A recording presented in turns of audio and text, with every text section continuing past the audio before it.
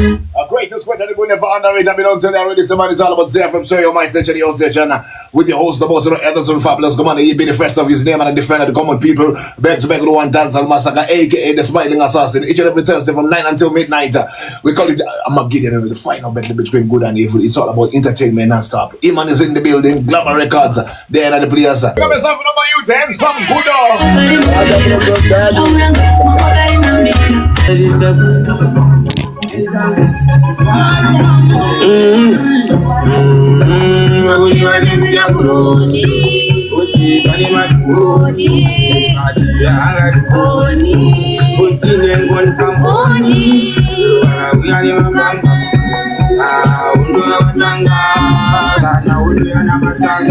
Mari wangu Jehova wanawakanga Jehova magani bakutenya Inde mandenya Aita roho masenya Apa mtika kitemenya Jehova magani bakutenya Wainza iwe unotovoka wanai malozi kuti unyatsorova uvokawo chairo utori muimbiri kai wakakwana ndoimba ndogona kuimba ndogona kurepa ndogona zvinhu zvakawanda but then it's like pamwe nguva yacho inenge isati yakwana and everything yokuti uratidze side tori nevanhu vanoteerera music yangu aisiya.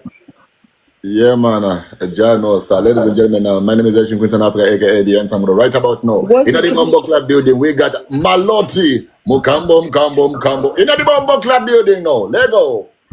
Because chikuitika mazuva ano ndechekuti vanhu vari kupusha music. Ndoda kubloka munhu akanzi CJ Luka. Vana basa vane mahuro vanenge vane nzara guda. But pana pamutemo ukwanise kutuka artist uri comment section. Sorry zvako tinotokubloka tinotokubloka vanhu vanopusha music ukona. So it's more like people just go with the hype. Ndichitonetsana nerimwe friend rangu paInstagram just now achinditi ko ndogara ndichiposta masongs ako why usingandiise andinoziva paInstagram kana munhu akaposta story wobva kutega inobuda ine pamwe futi pekuti ukwanise kutega futi kureposta kuisa pastory kwauri unenge wategwa ka saka abva nditi zvoni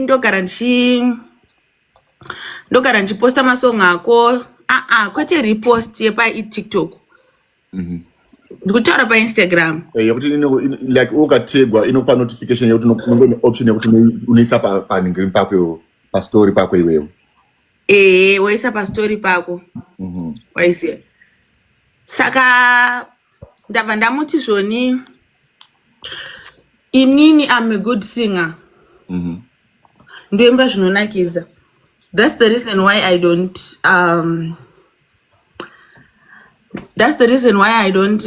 don't push my music like zvekuti I have to pay, you know, kubhadhira vamwe vanhu chichi nei. Saka iwewe uri kuteerera music yangu to get my attention, uri kuteerera music yangu because you really fuck with my music, kana kuti uri kuteerera kuti ndikureposte. Yeah man. Because zvekuti iwawo wazofarira song ukariposta guda hazvineinenika inyaya dzako kaidzodzo. But then it's like we live in an era yehaipo waona yekuti vanhu zvakafanana nevanhu vanenge vachinzi vari kurira especially pasocial media singataure zvepaground. Ukatarisa machallenge acho anenge achiitwa paTikTok machallenge ayo kuti anenge achiitwa nemasocialites mostly it's not even ordinary vanhu vari ordinary it's mostly socialites, mostly vasikana vane mafollowers, mostly macouples ane mafollowers, you know. So we can't really say people are fucking with your music. Do you get my point? Because let's say Yaya aita video rangu, let's say Nisha Tease aita video rangu. Of course, that's a good thing. but the excitement yandoita kana zvikangoitwa nefeni ringori normal rine 60 followers. It is different. Well, Monando It hits different because munhu anyatsonakirwa nesong ofu chinini ndo support yandoda inobva kumafans, because those are the people that support us tikalauncha my business. Like inini, I use my music to launch my business. Like ndine skincare business, skincare. Also we do our own shows sometimes, but if you get support my socialites, right, those are the same people who event, they are coming for free. So I think in era inoda this from industry maybe. Okay. This is how I view it in nyaya iri pakuti nowadays sekutaura kwanga uchita kuti nekuchinja kwaita zvinhu, you know, we are living in that era of high handitika mari yedu as musicians, as content creators iri pamhepo, yakawandira kuyoutube, yakawandira kuma-royalties handitika. The reason why ndichizoti tomboti ndini handsome good ndaita song handitika ndoba that magic nditro challenge is because ndoda kushandisa influence ya magic kuti impact kuvanhu vaite the same thing using my song, because the more they do that using my song, the more I get paid. But then of course you are gonna get paid for now, but the streams, it's a lifetime thing. Imari no we are forever. So isn't it best to get people that really fuck with your music? Vanoenda kunoterera once every chakadaro. That's why these songs are getting on the trending chart for 2 weeks. After 2 weeks, kana chinakidza tikashitarisa after 3 years, my views anofana kunga awedzera. My songs are anoita my views the first month.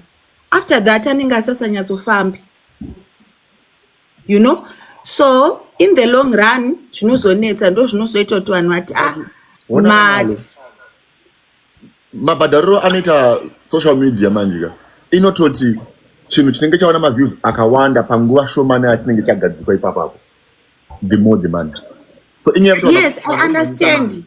Ndikutaura mukufamba kwenguva, long run.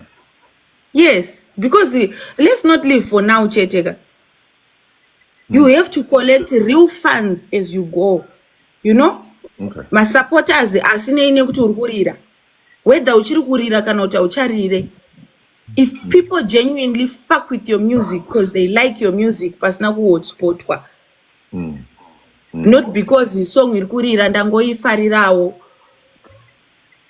ndangofarirawo song nekuti ndaiona yapostwa naningi ane influence. Okay, will I go back to that song in 2 weeks? No.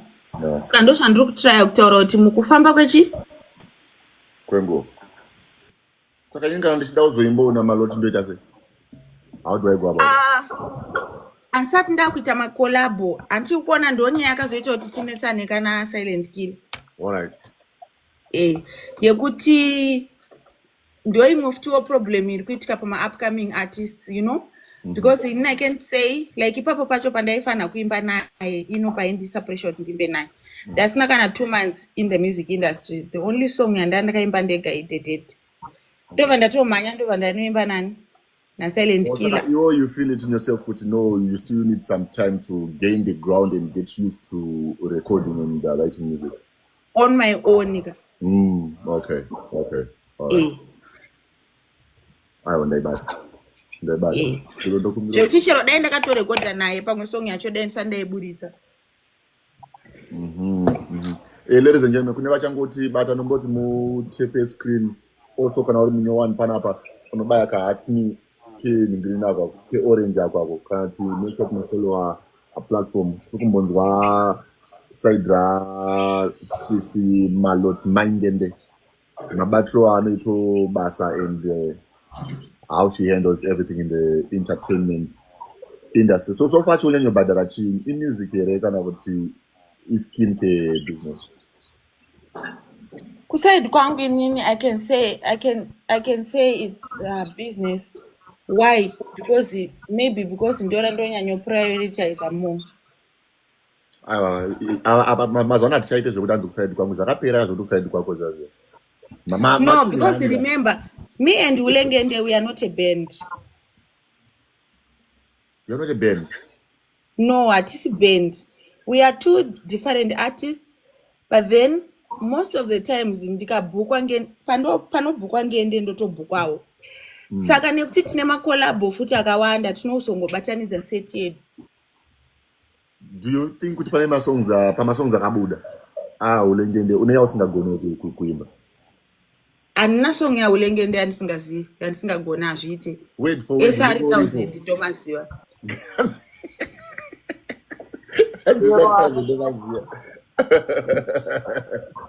Yeah man. Fantan, what is in the are uploaded? My name is Lord. Rabo. Inonzi song ya bude. Inonzi easy.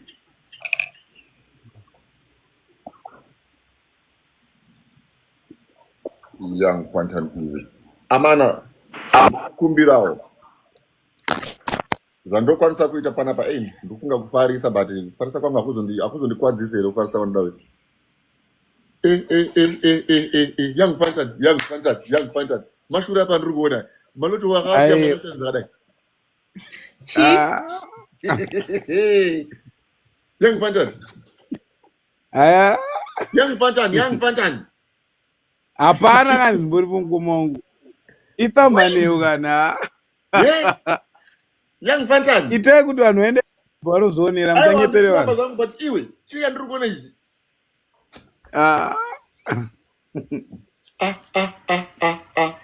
Ngoma gudu. Buri kuti easy. He is. Desangu easy. Buri kuti easy.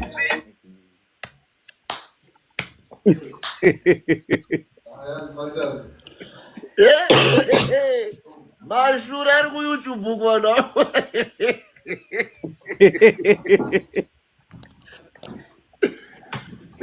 Pamusoro ika panona udanzi gudo ndikwidze nditaure namaloti. Ndimoda ndikukwidza ari mutaura namaloti kungokukwidza nje. Kungokukwidza. Ndingati adota ane mere maloti. All right. Ngoma gudu vanhu 500 avakaenda kuYouTube ka. Song yangu yatosvika mukei. Boys ka. Fantan tiriko. Aiwa maribate. Bamini vangu vanoimba kava gudu.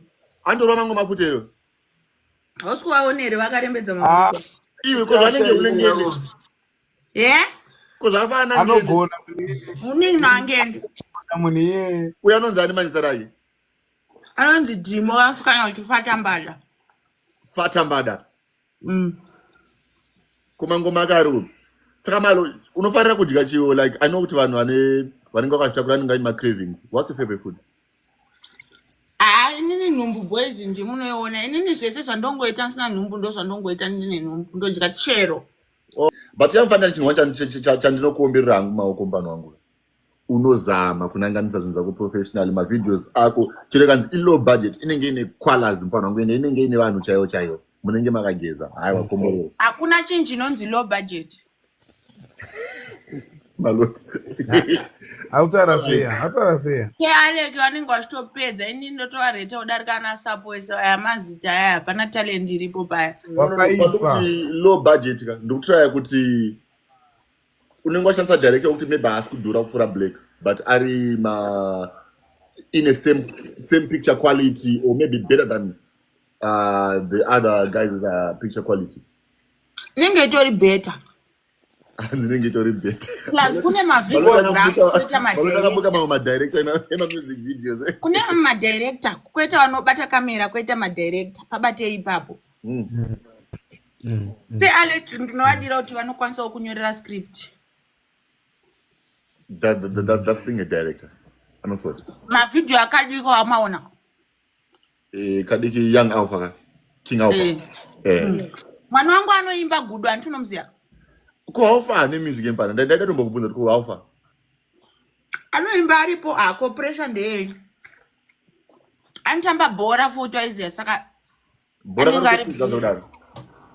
anenge ari busy saka but iwo papa zvese izvi ndopwada kwauri tawandiri soka music munhu anofanira kungoita zvaanoda hausi kumulimita anongoita chero zvaada isana dhimo remangoma wate anonzani anonzi fatambada ndosara imbosha ngende kugara inzimbada antonoziya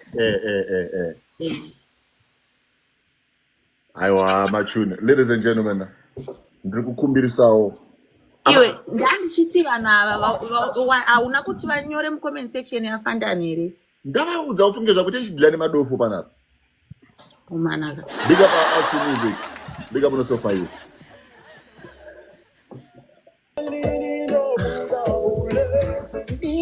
Shark Boy song yako yakuti waiziya iri paridhimu ripi akutonga sipo one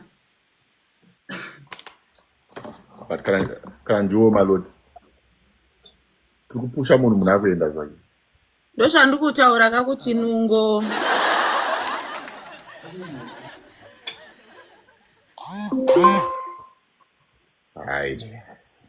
tainetsana nani padheni yangu fandani musui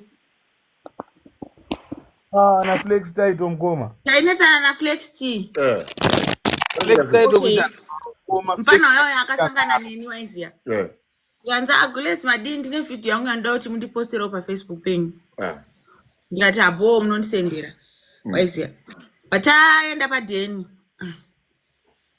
totoseta studio pepa hapana waiziya ndobva ndati handichaziva kuti takataura nezvei na okay ndakabva ndati kuna sealek ndoda kubuditsa mari iri mudistrokid yangu zvikanzi zvoni saka mazoti mukundipostera here pandatomuti data rangu chichida kutenga data mazuva ano pakaipa ndiri kutenga data re$13 every day sealek hamuna yamunozivawo here data rakachipa foni yangu yaimbobuditsa smart for you mazuva ano ichabuditsei kamufana kaibva katenga kuti hai nini handite zvakadaro handirimboshandisa data rakawanda kudaro iwi kuwesta mari apa uri artist apa uri kundikuvira futi kuti ndikupostere ndikati saka isusu takapusa handichaposti apaida vhesi rangende futi kuita nharo kutotiona kunge topenga isusu tikuwesta mari kutenga data chii chakadaro ichocho big up amuchembere inini hangu ndinoimba zvamunoziya but pandakaenda mukwanangende ndakadzidza something chimhondodzo zvawakadzidza mfono mukoma wangu mbakwanangende kunoitwa zvemaworks mukaonana andikuona izvo makatarisa maziso amadota akatozvimba vanhu avarare ava vachirekodha takatanga kurekodha na6 takabuda mudheni na4 kwata kuti paimbotaurwa aiwo producer ingobaya chisi yapera kai safe takuenda pane imwe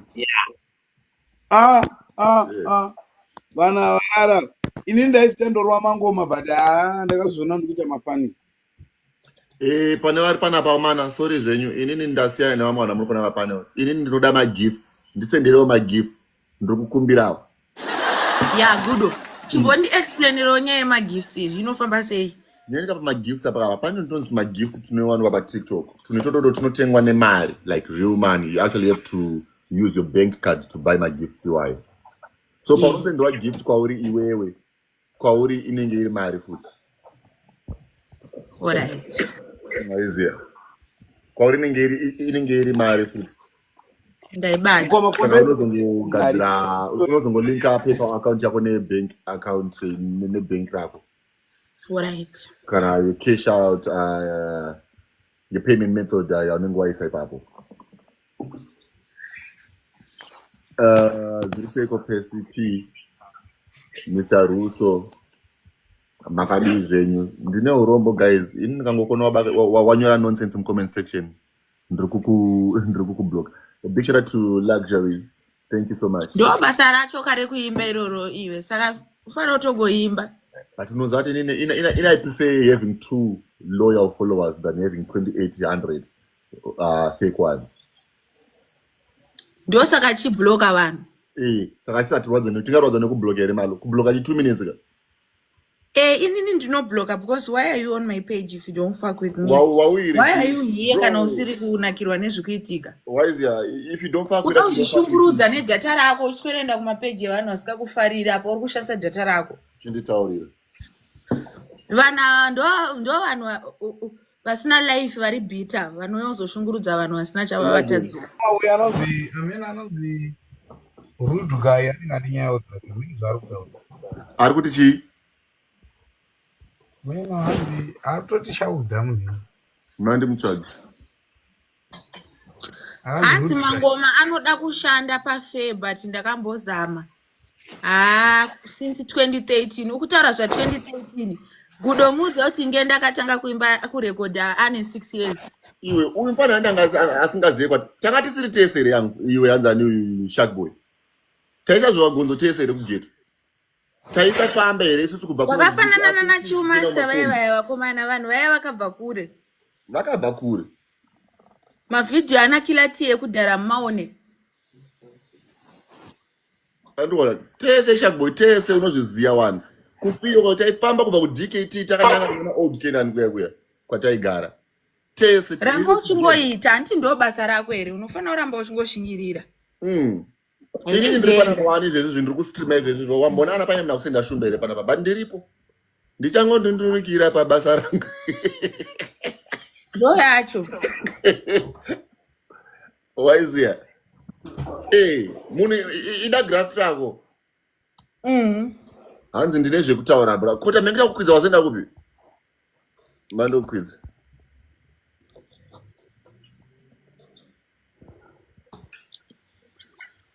Ndazenge ndadonhedzwa kane vaya vacho vakanditadza ubudirira. Aiwa, unokuja apapa udonhedze nemunhu asiri inini kana moderator wangu. Njana kautasa budirira, wanofungidzira takamukadzisa ndiani Timoni. Aiwa, Quintan unoziya taipusha maworks aifamba wangu. Nitokada usinyeza. But panikasikiri kuti inini panyatsota music madezi andaenda kugraft waiziya. Ndikuziva waziva kushanda kusaidira kumabura ndakazombosangana newe murodhi kayo.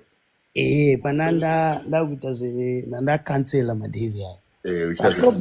Problem yazoitika kupera kwegraft mai ndasisakwanisa kuzvipusha because ndinada kubaiza nyangwe ndiri kuChewsport.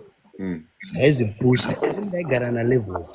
Levels apushe mangoma waiziya. Levels apushe mangoma. Munamupusha mangoma momuziya. Saini ndandisina lakiro rekupushwa. Mainterview ese ekuredio andakaita ese ndakamafambira. As you should. But then in Sharkboy ndokumbira kubvunza. Hanti uri kuona like ngende akamboenda kuChewsport as well. Kana uri munhu wekuChewsport unotoziva kuti aitoswera ikoko every day. Hawa ndikubasa ndiri. Zvekutodaro. And then when I met him anga kuenda kwana Wangwambi kwekwe. Why do you feel entitlement yekuti unofana kupushwa nemumwe munhu? Unongochiona zviri kuitika kuna umwe munhu unongonawo panguva yacho. But then zvipo zvinosiyana. Papa unyepe. Maybe your destiny helper anenge asiri panzvimbo iyoyo kana kuti unenge uri munhu akafanana ukoona vanhu vane laki rekupushwa ndo vanotozosara kozi anenge asiri masuperstar. Aunyepe. Pamwe iwewe laki rako riri pakuzvipusha wega. Ipapa unyepe kozi ndotoona pandaitoisa ruoko rwangu ndo paitofamba mangoma manje. Exactly, but vanhu especially vanhu vezimdanso vane kabrain kekuti ndofana kupushwa nanhingi. Kune vafana vakawanda vakangonyuka wasina vanhu vakavapusha vakangouya vakatanga kutobhura dhanzi musingatovazive the likes of ana Holiten vaya vakabva nemumaoko ana nhingi here ana mpinga nhingi kana kuti vakangotanga kurova mangoma. Papa unyembe. We live in the era of the internet. We are blessed. Pandakazoita decision posting your music one day chete unoita video rinobva uzimbo zvekutanga. Kutozvipusha ikoko waiziya kwaida neishandisa mari waiziya. So pandanda kutadza kubata mari ndizvo zvakandifosa kubva kuzingwe nakujoza waiziva. ndopo wakatokanganisa pacho ipapo because gudo uonaka isusu tikutaura pane vanonzi Astra angachiti arida kutaura naMaloti waziva Mike Clifford anoacta so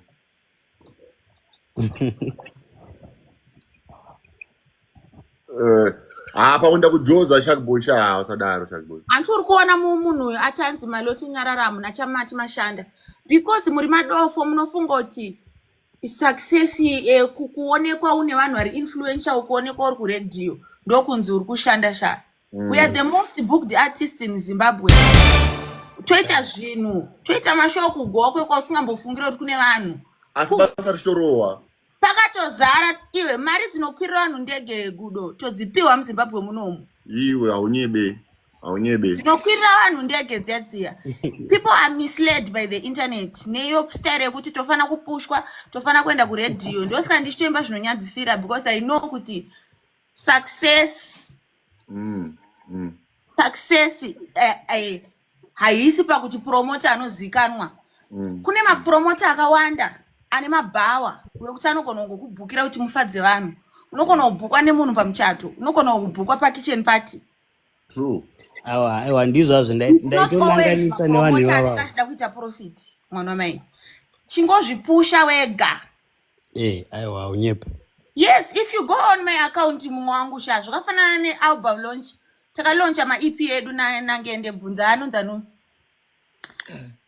Young Fandani kwako kazara but shit don't even happen on the internet unogona kuti unonge pasina zvikuitwa because ukaona kuti ana Maloti wakuita sei vari kubva kumastreets internet yobva kutsvaga yega wada kutarisisa papa unyepa tofana ungoshanda tega zvekuda kumirira kuti kubatsirwa kuita hatife tikarira because vanhu vayo hapana pavanokwanisa kutibatsira tese mwana wamai concerned guys panapa isusu takaintroduce chinhu chinonzi no under 18 o'clock kana nguva idzodzo dzasvika takutoridza zvese zvine explicit content ona uyo ari kuti anzi Maloti haana mari ndaenda mboti ndine mari here kana kuti kutaura nyaya yekushanda nekupusha mangoma panapa mudze zvanofanira kuudzwa Malo tikutaura nyaya yekupusha mangoma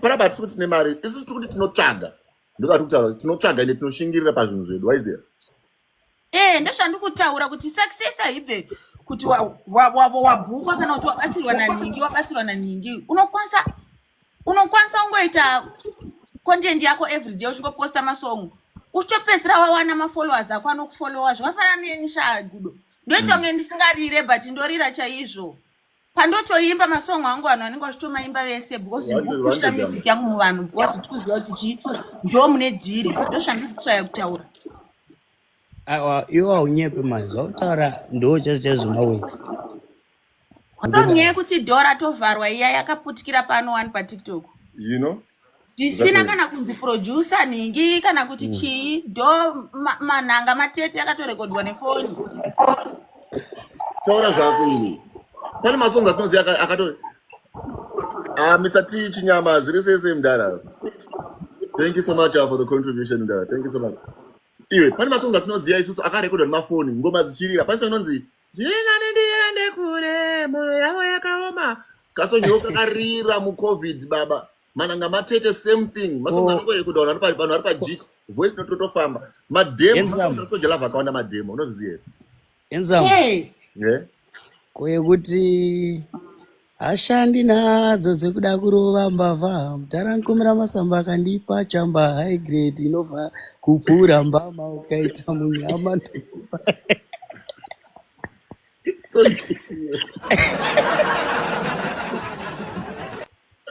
my artists, let's not depend on the radio. Let's not depend on that airplay radio. Gone are the days. Artists couldn't send them a new radio. And the site and other radio related. But do not forget, kune vanhu vakamirira kutongotsvaga zvinhu izvozvo pa internet.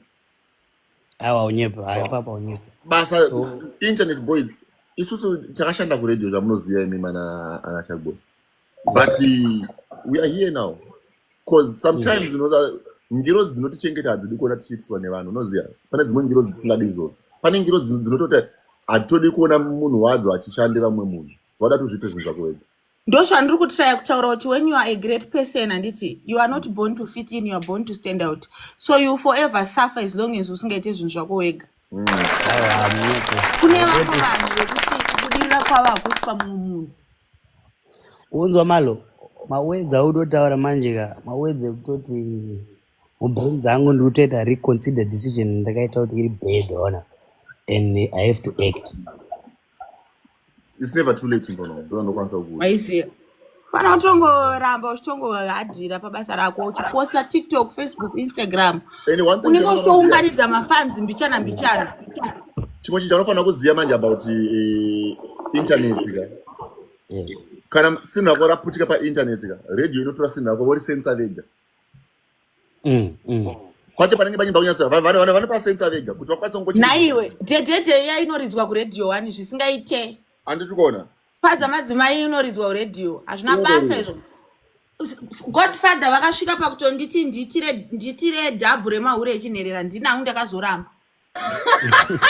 Iyo ukana pachitoro zvezvinongosatiwarira kunzvere konotudzwa zvezvinyadzi nengosati wabhura dhanzi. Ladies and gentlemen, we got Maloti in the house. Let me do this for now. Let's take a break. Mira Maloti Modai.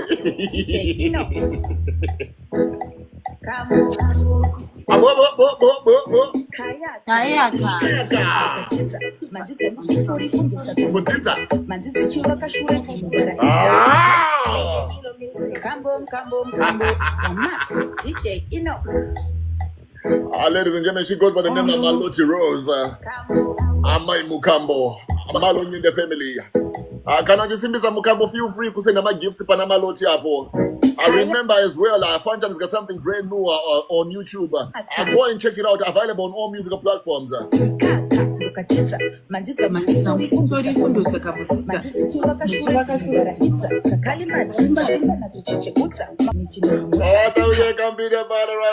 gentlemen, Malo in the family. Young Fantan in the Bumble Club building. We got something brand new on YouTube. Go and check it out. Ladies and gentlemen, we got a Maloti in the Bumble Club building in the Forza. A young Fantan as well, the same way as it. Big shout out to everyone who is still tuned in on the GS part. Please help me with power tapping on the screen. Ndine contract randasaina maina pop 10 man. Those must not do in a Maloti guys. Those no garage. Maloti, what do you take on this one? Kuda kusainwa iko vanhu vanoda zvinhu kani maartist.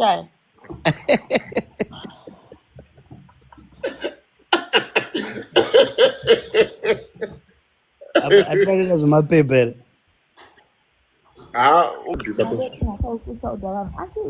muri madofo here munofunga kuti ndinongotuka vanhu vasina chavanditadzira here. Vanhu havazvinzwisise ka izvozvo kuti ukatoona Maloti achotuka munhu unenge amuvhiringawo zveshe. Handingotuke vanhu ini. Ndotovhiringwa. Mira ndikuudze something good. Zvinoitika pasocial media panapa. People don't know the true definition of beauty. Wanzwisisa? And a lot of people are saying nhumbu yangu yagarisa because anasisi wenyu vakapusa ndo vanoti vakaita nhumbu vanohwanda. Vanoona nhumbu kunge setback kunge chinhu chinonyadzisa. Wanzwisisa? And you can talk to me about beauty when you are not even comfortable with looking uncomfortable. Because like, why would I try to look nice, to look beautiful, to please whoever? Inini good ndakakura ndichidiwa umba kwedu. Mukomana wangu andinaye izve zvanondida. So I don't give a fuck about what people say on the internet. I don't have dead issues. Makakura musingaudzwa kunzi makanakana namai venyu saka munotsvaga kuudzwa kunaka pasocial media. Musikana wako haana kana skin yakanaka seyangu asitaura zvekutsuka kutaura kungogulo asati ageza seni so saka musandudze zvekunaka because harisi dhiri.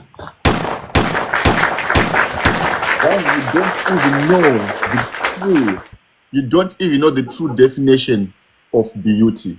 You are not even comfortable with what? Iwe vanopa mhanya mabhenauti vasikana ava shamwari yangu. Inini ndine musoro renge bhazi kasi ndogerwa zuda. So don't talk to me about beauty. Don't tell me about beauty when you can't even come here looking like this, bitch. Nohanda inini nenhumbi yangu ine 9 months ndakadai ndotokubhura dhanzi saka musandudze zvekunaka nanhova nyararai zvenyu musandudze zvekunaka ndakanaka chaizvo ende ndokukundai kugulowa futi ende ndinokukundai personality because I'm not a bitter person ndakakura ndichidiwa saka handidi kuuya uzoudzwa kunaka paindaneti panapa because ndakakura baba wangu achingondudza kuti ndakanaka ndakakura brother yangu ichingondudza kuti ndakanaka mukomana wangu anondida anondudza everyday kuti ndakanaka ndozouya palive pano ndichida kuudzwa futi kuti ndakanaka. Yes girl. Tumahure tuna ma-dead issues nema-low self-esteem ndozvotaura zvekunaka makanaka mukuwanei mukungonyengwa saka usanditaurire zvekunaka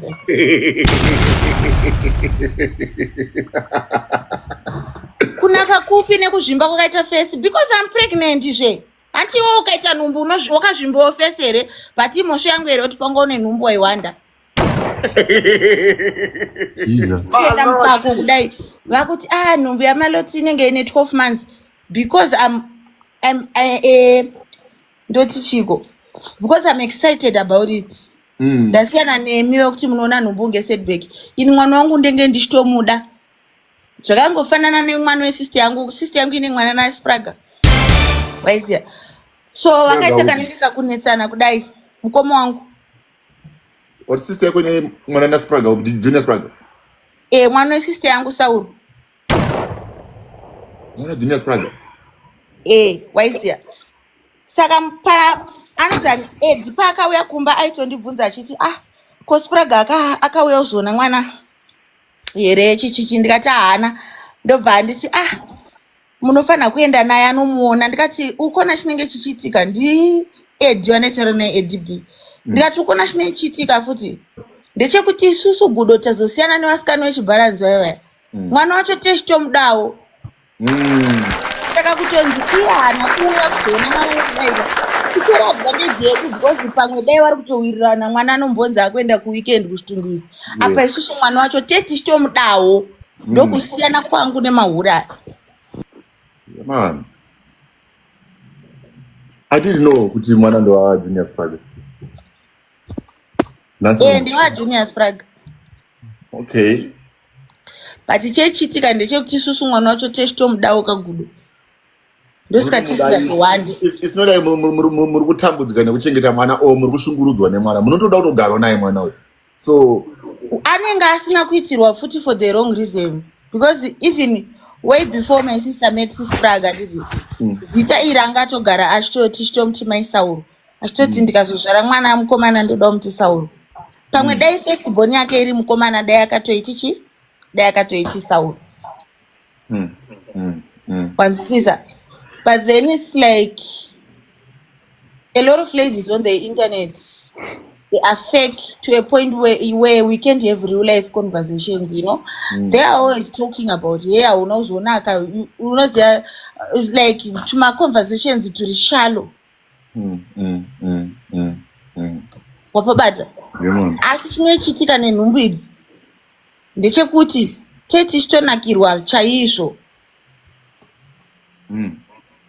Because titori neexcitement imhosvo yangu here inini kuti sisi wako waomitiswa otisi ohwanda kuenda kunopinda muvamwe anotokwira bhazi kuenda kumusha kuwandisa nhumbu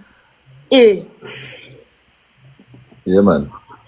Kana isusu tazouya panapa nenhumbu dzedu maki nhumbu yane 12 months because iwo mai vako pavakakuzvara vaihwanda ende mai vako havakude because vakakuzvarira uchenge kusekiwa murume tikazoenda dhipi nevanhu vanenge vachitituka mahure echinhererayo anoti malota nemukomana wekushaya mukomana wangu anotorembedza mabhurugu anotondichengetera kutodarika zvamunoitwa nevakomana wenyu vasvinu.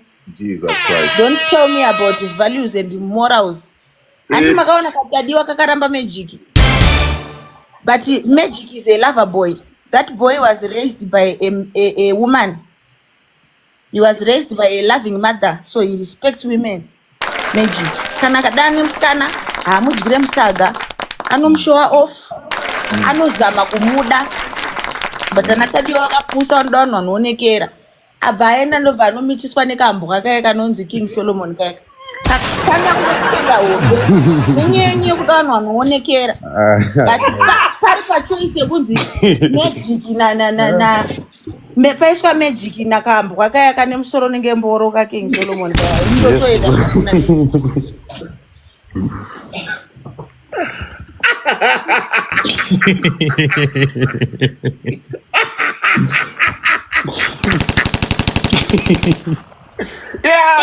Hanze musoro. Ndakambomutuka King Solomon ndakambomutuka last, I think some 6 months ago. Okay, so Tadiwa angari bebran la magic. Aimbodana na magic anditi, but zveage futi wanenge wasina kusiyana nemakore akawanda. Tadiwa mudiki guys. How old is Tadiwa? Ari kuma 20 kokoko. So 1920. So Tadiwa moved on ndobva aita mwana na King Solomon. Kanyaya kuda vakomana vanonge vachitongwa nezvinhu kutongwa vanoonekera.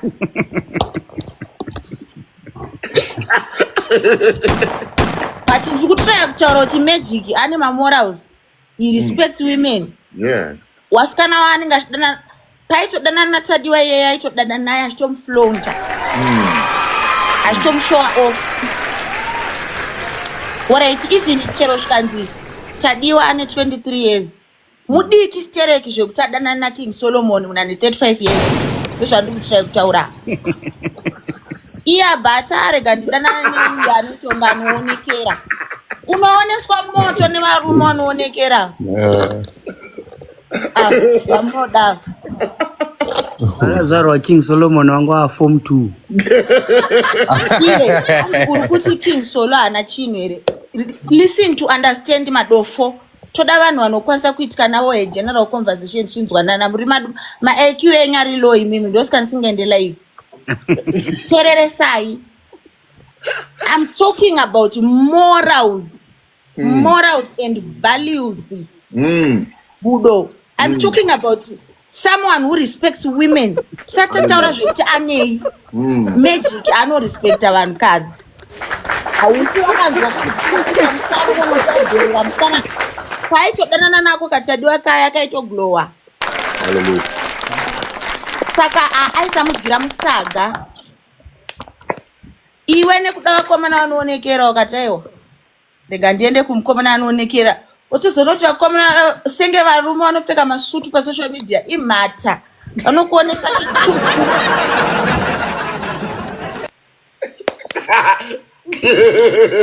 Vanokuonesa chitsvuku vakomana ivo vaya. Besides kuti Kalafu kunzwisisa kuti akazoonekwa achitamba naKalafu. Kalafu naTadiwa havatowirirane. Zvekutoti iye King Solomon anenge achitozviziva. Yeah man. So why can't you respect your baby mama? Baby mama vako iwo munhu wakadanana naye hauna kana picture naye unenge uchihwanda uchiita munhu ari private. Wasonoita comfortable yekutorwa nemapicture nemahuri ane tsvina aya. Asi parelationship nemunhu waune mwana naye akakupa your first born child. Iwewe at 35 unotaura kuti unoda private. Kasi kumabhawa kuchitumbuizwa kusiya mahuri achikubata-bata. Ndiwe futi uchitobata mahuri utotorwa futi mapicture. Asi kumusikana wako unenge uchiti nini ndinoda private. Ndinoda private.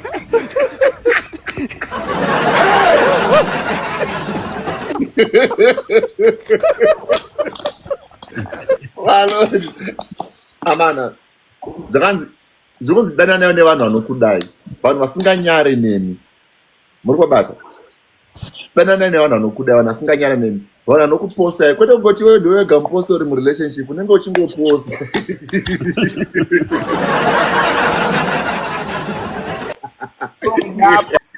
Mami yemaita ko, mama fonero. Kuvarairwa kuisa foni pachanja zvangu. Ndakwa.